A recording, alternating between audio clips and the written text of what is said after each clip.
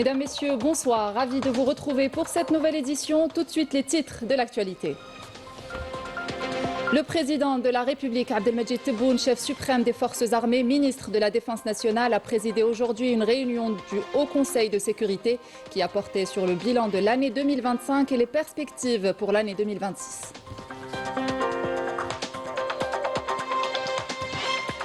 Nous reviendrons dans cette édition sur l'audience accordée par le président du Conseil de la Nation aux représentants de syndicats du secteur des transports. À l'issue de cette rencontre, les différents syndicats présents à cette rencontre annoncent qu'à partir de ce jeudi 8 janvier, les activités de transport reprendront progressivement, tous modes confondus, et ce, à travers l'ensemble du territoire national.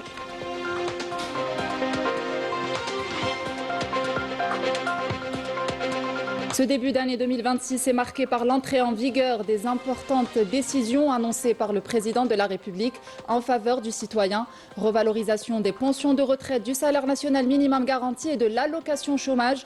Autant de mesures visant à maintenir la pérennité sociale du pays.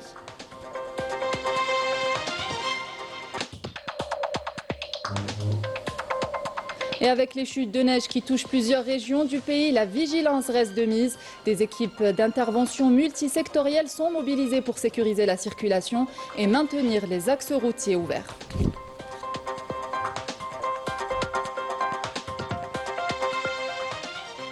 Bienvenue à tous. Le président de la République, Abdelmajid Tebboune, chef suprême des forces armées, ministre de la Défense nationale, a présidé aujourd'hui une réunion du Haut Conseil de sécurité qui a porté sur le bilan de l'année 2025 et les perspectives pour l'année 2026, notamment en ce qui concerne la défense nationale, la situation aux frontières avec les pays voisins, ainsi que la situation sécuritaire générale à l'intérieur du pays.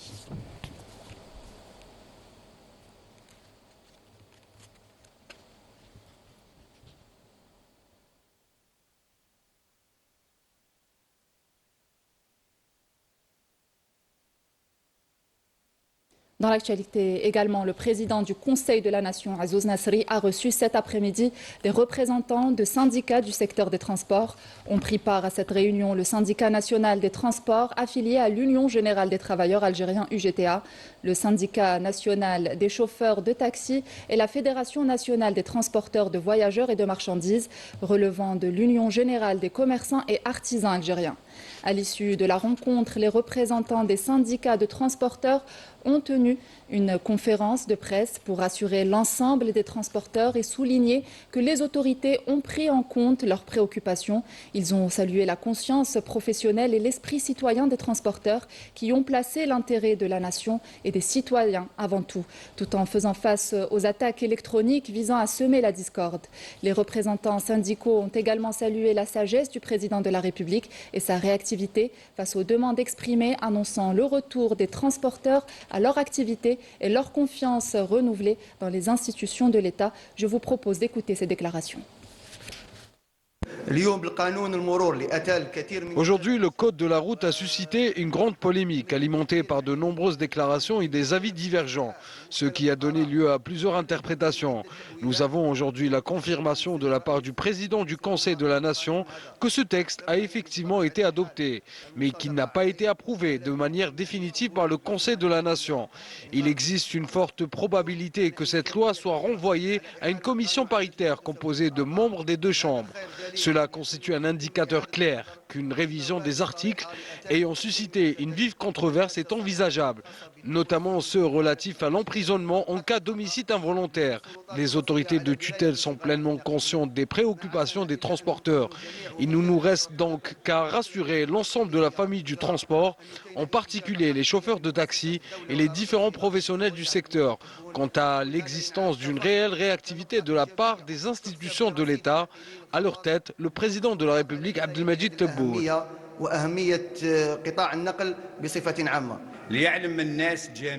Que tout le monde sache, qu'ils soient particuliers ou propriétaires de bus, que leurs affaires, leurs problèmes et leurs préoccupations sont parvenus à une main sûre, à la plus haute autorité du pays. Ils ont été reçus avec compréhension et bienveillance. Nous avons souligné dans nos points les deux axes principaux, revoir la hausse des tarifs et revoir le renouvellement des licences. Sur cette base, nous demandons à nos frères de revenir au travail sans tergiverser, car notre slogan aujourd'hui, comme nous l'avons déjà dit, est la patrie avant tout. وإن قلنا الوطن قبل كل شيء لتحسيس الناقلين. Nous exprimons également nos sincères remerciements pour les efforts considérables consentis afin de sensibiliser les transporteurs au risque de dérive et de glissement, encouragés par certaines parties internes et externes connues. Dieu merci, la sagesse et la clairvoyance des institutions algériennes ont prévalu.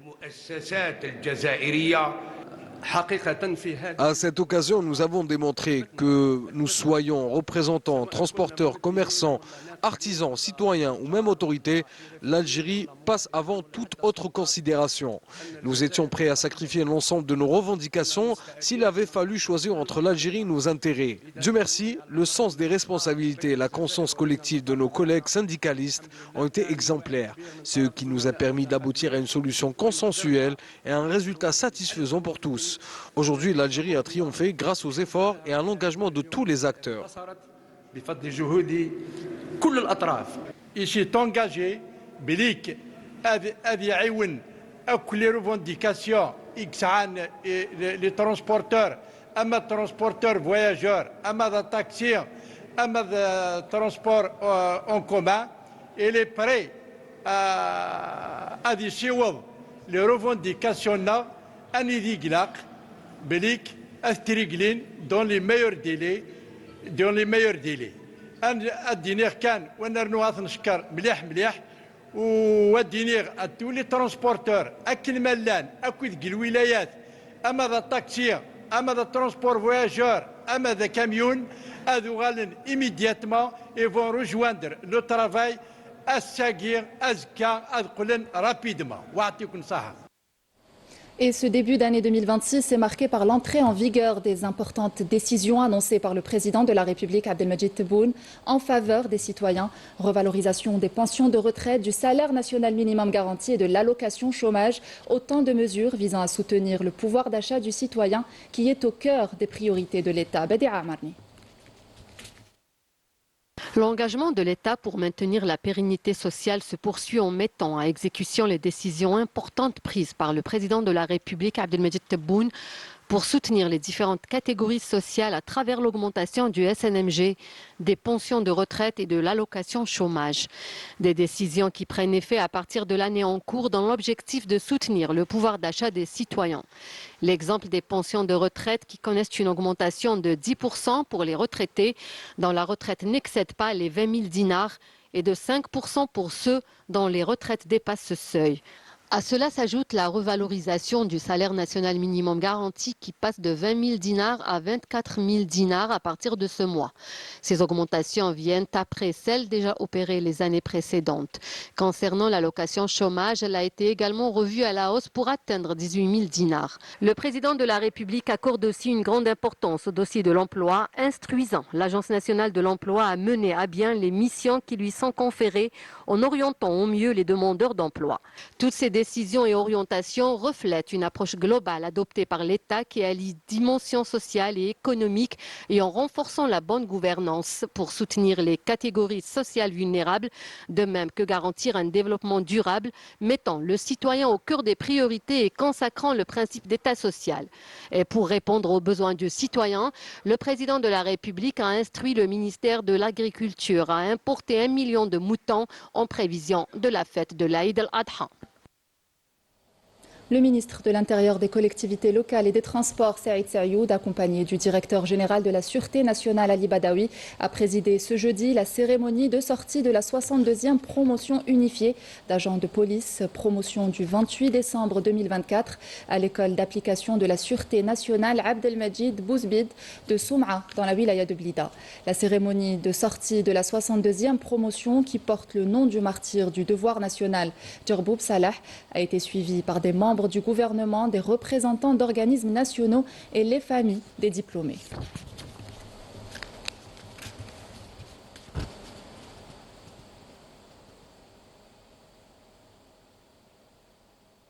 Et ce communiqué du ministère de la Défense nationale dans la dynamique des efforts soutenus dans la lutte antiterroriste et contre la criminalité organisée multiforme. Des unités et des détachements de l'armée nationale populaire ont exécuté durant la période allant du 1er au 6 janvier 2026 plusieurs opérations ayant abouti à des résultats de qualité qui reflètent le haut professionnalisme, la vigilance et la disponibilité permanente de nos forces armées à travers tout le territoire national. Dans le cadre de la lutte antiterroriste, et détachements de l'armée nationale populaire ont arrêté 7 éléments de soutien aux groupes terroristes dans différentes opérations à travers le territoire national. Dans le cadre de la lutte contre la criminalité organisée, en continuité des efforts déployés afin de contrecarrer le fléau du narcotrafic dans notre pays. Des détachements combinés de l'armée nationale populaire ont intercepté en coordination avec les différents services de sécurité lors d'opérations exécutées à travers les régions militaires 28 narcotrafiquants et mis en échec des tentatives d'introduction de 3 quintaux et 87 kg de kiff traités provenant des frontières avec le Maroc, alors que 4,4 kg de cocaïne et 155 943 comprimés psychotropes ont été saisis. À Tamanrasset, Borjbadji Mokhtar et Ilizi, des détachements de l'armée nationale populaire ont arrêté 208 individus et saisi 30 véhicules, 312 groupes électrogènes, 192 marteaux-piqueurs ainsi que des quantités de mélange d'or brut et de pierres et d'équipements utilisés dans des opérations d'orpaillage illicite. De même, 14 autres individus ont été appréhendés à un pistolet automatique, un fusil de chasse et 29 527 litres de carburant ainsi que 7 quintaux de tabac et 8 tonnes de denrées alimentaires destinées à la contrebande et à la spéculation ont été saisis et ce lors d'opérations distinctes. Par ailleurs, 311 immigrants clandestins de différentes nationalités ont été arrêtés à travers le territoire national.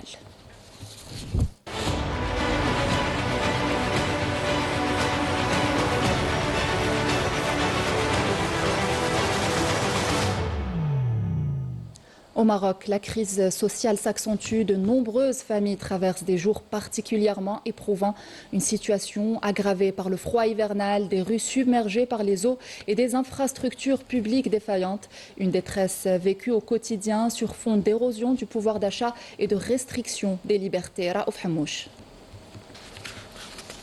Au Maroc, l'hiver est souvent synonyme de souffrance supplémentaire à cause de l'abandon dans lequel vit la population. Des rues submergées par les eaux, des infrastructures publiques défaillantes et des hôpitaux pratiquement hors service. Une réalité alarmante orchestrée par le Marzen, gangrénée par la corruption et qui survit via la répression et la division. Les pluies ont tout détruit ici. Les maisons sont complètement englouties. On ne peut plus circuler. Il n'y avait qu'un seul tracteur pour nous secourir. Maintenant, il n'est plus en service et depuis, plus personne. La pauvreté et l'exclusion deviennent une arme aux mains du Marzen, qui dilapide les ressources du pays, fragilisant de plus en plus les couches les plus vulnérables. En 2012, on a été expulsés de nos terres sans aucune compensation. Nous sommes lésés et des victimes du Marzen. C'est une grande injustice. On n'a plus rien. Il n'y a que Dieu qui pourra nous rendre notre droit.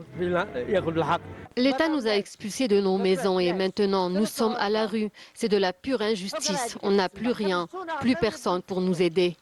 Cette détresse vécue par le citoyen marocain illustre un problème plus profond. Au niveau national, plusieurs organisations marocaines de défense des droits humains alertent sur un recul préoccupant des libertés et des droits, pointant des lois qui renforcent l'autorité de l'État et limitent le rôle de la société civile. La détention provisoire, la corruption et l'absence de recours pour les citoyens reflètent selon ces associations une gouvernance qui privilégie le pouvoir et la sécurité de l'État au détriment des plus vulnérables. Toujours à l'étranger, dans la bande de Gaza, les bombardements de l'armée d'occupation sioniste se poursuivent. Des sources locales ont fait état de frappes aériennes à l'est de la ville de Khan Younes, tandis que la ville de Deir el-Balah et le camp d'El Bouraïj sont la cible depuis ce matin de bombardements intensifs. Au cours des dernières 48 heures, les corps de 4 martyrs ainsi que 7 blessés ont été transférés vers les hôpitaux de Gaza. Les corps de nombreuses victimes se trouvent encore sous les décombres. Depuis l'entrée en vigueur du cessez-le-feu le 10 octobre dernier, 425 Palestiniens sont tombés en martyrs et plus de 1000 autres ont été blessés. Revenons chez nous pour vous emmener à Blida, ou une ferme pilote mise sur l'innovation pour ces cultures, agrumes, kakis et amandiers. Ils sont cultivés selon un système intensif. Chaque étape est suivie grâce à des technologies modernes et à une équipe de jeunes ingénieurs. L'objectif est de mieux contrôler la production et d'assurer un rendement durable. Walid Yousfi. L'adoption de nouvelles technologies en agriculture s'impose désormais comme une nécessité afin d'optimiser le rendement, réduire les coûts et améliorer la qualité des cultures. Un pari relevé par cette ferme agricole qui utilise des méthodes innovantes, ouvrant la voie à une agriculture plus efficace et durable. Cette ferme agricole s'étend sur une superficie de 340 hectares, dont 320 hectares exploités. Les cultures se répartissent principalement entre les agrumes sur 230 hectares, le kaki sur 50 hectares et les amandiers sur une superficie de 41 hectares. Notre objectif est surtout de suivre et de contrôler le coût de production de bout en bout. Nous analysons les données pour optimiser le tout. La méthode de conduite adoptée ici est différente. Il s'agit d'une méthode de culture appliquée exclusivement au sein de ce complexe. Cette approche vise à augmenter la productivité. Il s'agit du système de plantation hyper intensif avec une densité de 1600 arbres par hectare. Pour assurer le suivi de la productivité, l'exploitation dispose d'une salle de pilotage numérique, équipée de systèmes modernes ainsi que d'un dispositif d'irrigation goutte à goutte permettant d'apporter avec précision de l'eau et des engrais selon les besoins. L'exploitation dispose d'une station d'irrigation ultramoderne où les quantités d'eau et d'engrais destinés aux arbres sont programmées avec précision. Cette station nous permet de mesurer le degré d'acidité et la qualité de l'eau, ainsi que sa conductivité électrique, assurant ainsi une bonne absorption par les arbres. Nous avons fait appel à des startups spécialisées dans les programmes et les technologies de suivi des arbres fruitiers. Elles sont gérées par des jeunes. Nous nous appuyons également sur des consultants et nous comptons aussi sur des jeunes ingénieurs qui représentent l'avenir du secteur. La modernisation et l'innovation sont désormais des leviers incontournables pour préparer une agriculture de demain plus résiliente et plus productive. Innovation toujours avec ces robots capables de détecter les défauts dans les canalisations d'eau ou encore nettoyer automatiquement les vitres des véhicules électriques. Des avancées portées par les chercheurs et ingénieurs du Centre de recherche en technologie industrielle situé à Alger, où chaque idée se concrétise. Assia Ghreibi, Badia Amarni.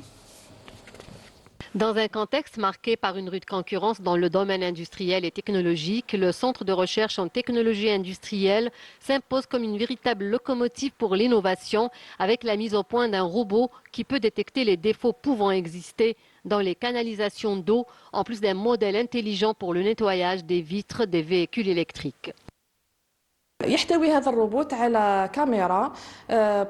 Ce robot est doté d'une caméra pour le contrôle visuel. Dans notre projet, nous avons adopté des techniques d'intelligence artificielle. Je travaille sur le développement d'un spécimen pour le nettoyage des vitres en utilisant un essuie-glace, un moteur et une télécommande. D'autres spécimens ont été développés par des chercheurs et des ingénieurs à l'image de ce robot qui contribuera à améliorer le rendement agricole, de même que la rationalisation de l'utilisation de l'eau et des engrais. Ce robot est doté d'un système informatique, d'un système d'épandage des pesticides, d'un système électrique indépendant et un système de contrôle à distance. Il est aussi doté d'un système de contrôle indépendant pour renouveler l'énergie solaire. Nous avons des projets de drones avec des applications pour la protection civile, de même que des projets pour l'agriculture. Nous travaillons également sur un projet important qui est la voiture électrique et sur le contrôle non destructif CND. وما يرافقها من مشاريع هذه المشاريع تسمح بترقية وتطوير جانب المناولة. Ces projets permettent la promotion et le développement de la sous-traitance puisqu'ils proposent des solutions développées localement sans recourir à l'importation. Le Centre de recherche en technologie industrielle est un espace stratégique qui contribue fortement au développement des technologies et de l'innovation en Algérie. Et avec les chutes de neige qui touchent plusieurs régions du pays, la vigilance reste de mise. Et pour sécuriser la circulation et maintenir les axes routiers ouverts, des équipes d'intervention multisectorielles se sont rapidement mobilisées. La région de Kendira, par exemple, comme d'autres zones concernées par ces précipitations, restent accessibles grâce à leurs efforts. Raouf Hamouch. En l'espace des dernières chutes de neige, les monts de Kindira se sont couverts d'un manteau blanc, offrant un paysage hivernal exceptionnel, un décor naturel qui a néanmoins exigé une mobilisation soutenue des équipes sur le terrain pour maintenir ouvert cet axe routier stratégique reliant Béjaïa à Sétif. La circulation est fluide. Les équipes relevant du secteur des travaux publics sont mobilisées sur le terrain avec l'appui des services de la gendarmerie nationale afin d'assurer la sécurité et la continuité du trafic. Connue pour son altitude et ses importantes chutes de neige, la commune de Kindira a mobilisé tous les moyens humains et matériels pour le déneigement et le maintien de la circulation. Dès les premières heures des chutes de neige et en parfaite coordination, les équipes d'intervention ont redoublé d'efforts pour ouvrir tous les axes et assurer la sécurité des usagers de la route. La brigade territoriale de la gendarmerie nationale de Barbacha veille à la sécurisation de la route nationale 75, tout en assurant l'assistance nécessaire aux usagers et en les sensibilisant quant au respect du code de la route afin de prévenir les accidents. Un dispositif de permanence a été mis en place en cas de poursuite de ces conditions météorologiques afin d'assurer la continuité des interventions sur le terrain. Une cellule de suivi a été mise en place au niveau de la Daïra pour suivre l'évolution des conditions. Tous les moyens humains et matériels ont été mobilisés pour faire face à la situation et l'ensemble des routes nationales, wilayales et communales a été dégagé pour assurer la fluidité de la circulation. Avec les routes ouvertes et les équipes mobilisées, la région de Kindira reste donc pleinement accessible, et ce, malgré la neige. Vous avez déjà entendu sa voix dans les stades africains, notamment lors de la Coupe d'Afrique des Nations Mohgreen. Ce DJ reconnu a décidé de mettre son expérience au service des talents du continent et de sa diaspora en créant African Proud Contest, un concours musical 100% digital. Afaf Belhouchet.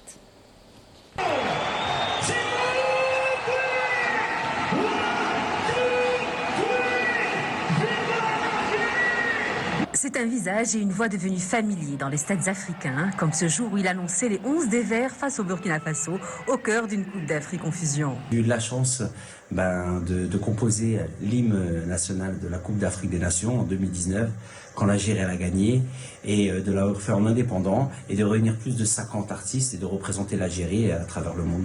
Je retiens un magnifique souvenir parce que déjà l'Algérie a gagné et c'était important pour moi de transmettre et de réunir en musique parce qu'il y a le foot, il y a la musique, il y a le fait d'être comédien qu'on réunit les personnes sans frontières et je le fais depuis que je suis petit grâce à toutes mes collaborations. C'était une suite logique. Lui, c'est Mohgreen, DJ reconnu, compositeur, producteur, un homme de musique, mais aussi de transmission. Ce jour-là, changement de décor dans ce studio parisien. Il ne répète pas un concert, il construit une prise de parole, un projet et surtout une vision. De transmettre, mais grâce au numérique, de créer un pont à travers tous les artistes et de travailler avec les autres pays, et que l'Algérie le fait déjà avec plusieurs actions dans le numérique, dans la start-up. Et le numérique, c'est le meilleur moyen, connecté, on n'a pas besoin de visa, on peut traverser le monde à la seconde. Cette vision a un nom, African Proud Contest, un concours musical africain 100% digital, pensé pour l'ère du numérique et pour les diasporas mondiales. Et par exemple, moi je veux voter pour l'Algérie, donc je clique sur le nom, sur Sarzi, voter maintenant. Donc ils ont le droit à 20 votes par jour.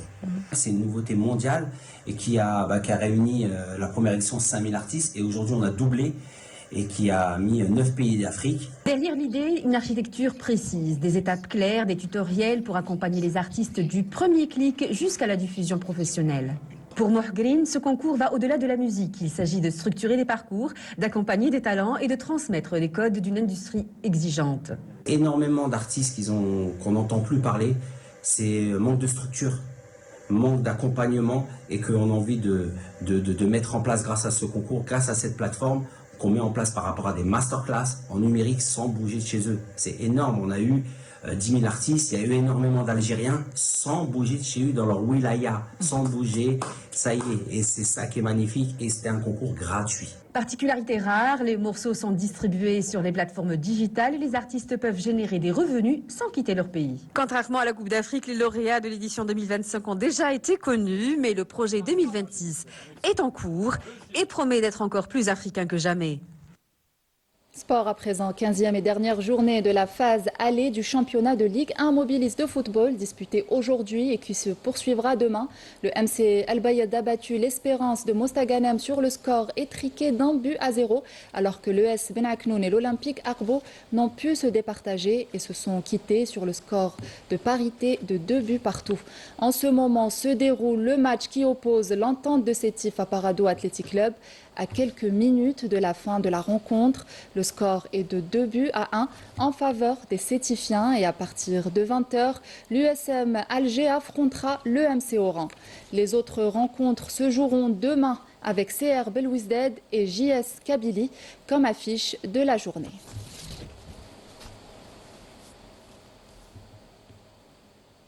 C'était là la dernière information de cette édition. J'aurai le plaisir de vous retrouver demain pour l'édition du midi. Belle soirée avec la suite de nos programmes. Au revoir.